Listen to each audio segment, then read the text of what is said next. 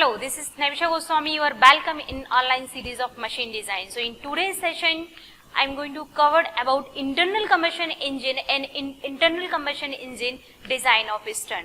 So first of all, what is internal combustion engine? So you can see here in this diagram, internal combustion engine is an engine where burning of fuels is take place inside of your cylinder. So you can see here, this is the diagram for the internal combustion engine, IC engine.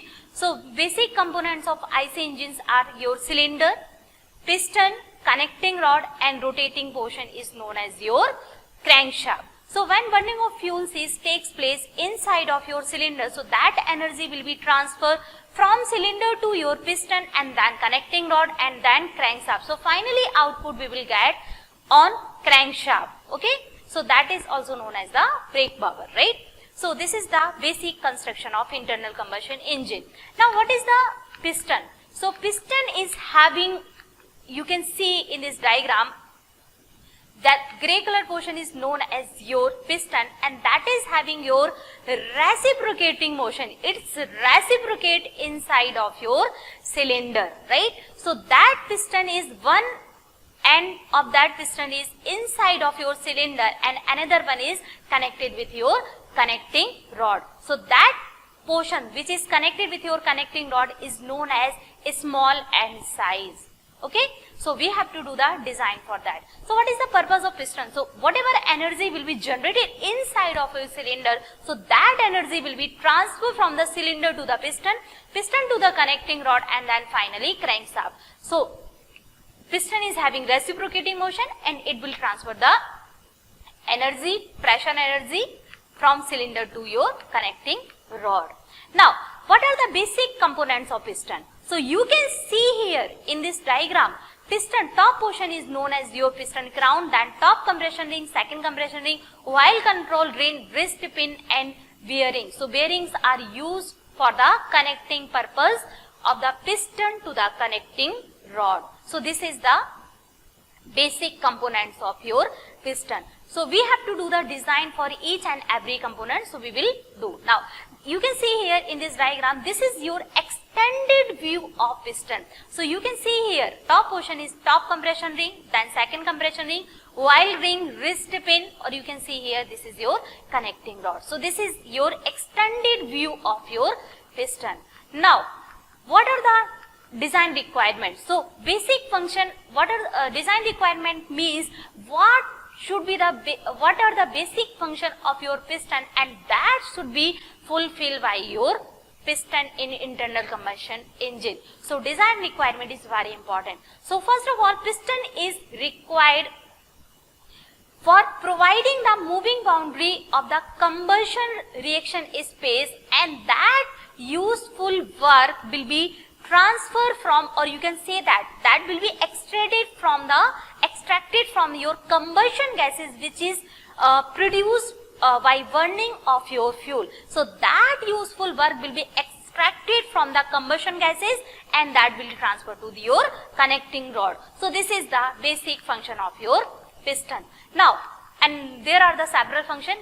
Next is your transfer of whatever the amount of gas pressure force will be generated in piston rod or a small end of your connecting rod. So that should be transferred from your piston to the connecting rod. You can say that from cylinder to your connecting rod.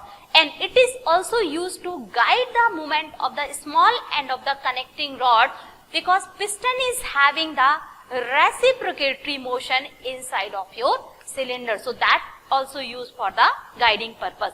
Now, what are the design requirement on the ring? Okay, so rings are basically used for to seal the space between the whatever the clearance space available there between your piston and cylinder. So there should be proper sealing. If sealing will be not there, then what will happen? Your fuel or lubricant will be leaked out and you can lose the pressure force. Okay, so it is used to control the leakage of compression of the combustion gases and prevent the loss of working pressure. Okay, and it is also used to blowing away of the piston lubricating film and possible overheating of the piston. So it reduces the overheating of the piston which may be caused due to the flow of the lubricating oil, or that's lubricating oil will be have some heat, so it may be overheat the piston.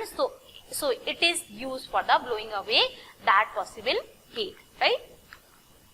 Now next is when the piston in case of the piston which are splashed lubricating oil, means it will distributed the lubricating oil from the low pressure side. So it is used to control the loss of lubricating oil while the cylinder goes into the combustion chamber. So this is the another working or design requirement, and it's also provide the path for the transfer of the cool cylinder liner, right? So if it will not provide the path, so what will happen? So it will happen, what will happen? Overheating will be there. So it is provide the path for the cooling purpose of the cylinder liner. Next, so different parts we have to do the design of the piston. So their piston is composed of the different parts. So you can see here in this diagram, top portion is known as piston head or crown, that top length, ring section, and lower portion is known as your skirt, and that portion is known as your piston barrel. So we have to do the design for each and every component separately. Now, so what are the, before starting the design, we should know what are the forces will be act during this operation, okay? So, or during this overall process in internal combustion engine. So first of all, when the combustion of the fuel will be takes place, so there will be the generation of the gases will be there, right? And that gases will have some high pressure and high temperature, okay? So that forces received by your ground, okay? So these are the first forces which will happen.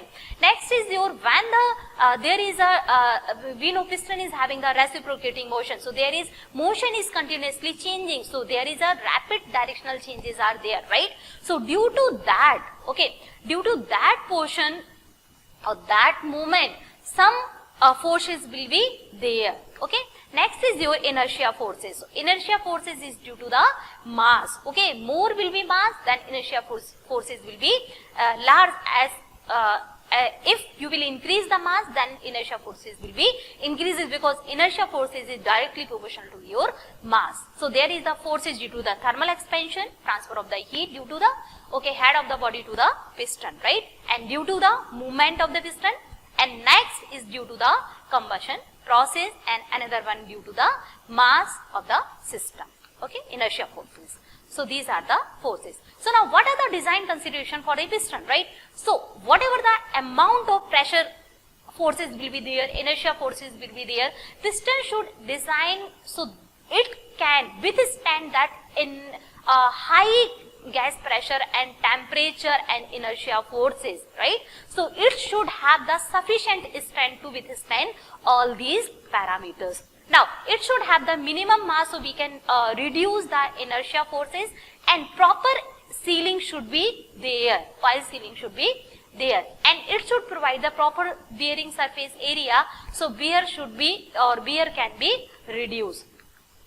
Now, and heat dispersion or heat dissipation should be quickly, so overheating can be reduced. Now, what are the material used for piston? So material used for the piston are cast iron, cast aluminum, forged aluminum, cast steel, and forged steel.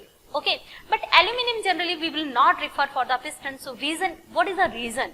Reason because it is used in piston is used at high temperature and high pressure, right? So thermal expansion may be there, and aluminum thermal expansion of the aluminum is 2.5 times of that of cast iron. So generally we will refer the cast iron as compared to the aluminum. Okay, so these were the design consideration, what are the design requirement, material for the piston, and what is the function of the piston and different forces.